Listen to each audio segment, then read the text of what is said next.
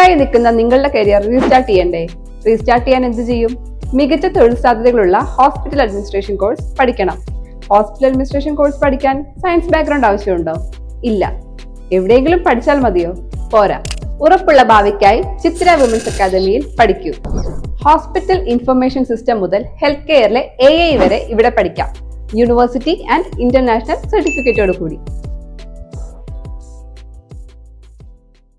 ഒറ്റപ്പാലം നഗരസഭയിലെ ശിശുവിഹാറിൽ സ്ഥാപിച്ച mini mast ലൈറ്റിന്റെ ഉദ്ഘാടനം നടന്നു.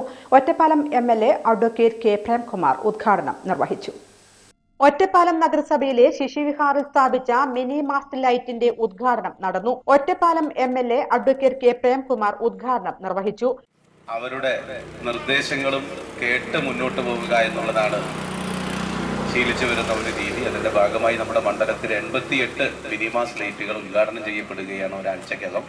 അതിന്റെ ആദ്യഘട്ടം എന്ന നിലയിൽ ഇന്ന് ഒറ്റപ്പാലം നഗരസഭയിലും ലക്കിടിവേലൂർ പഞ്ചായത്തിലുമാണ് പരിപാടി.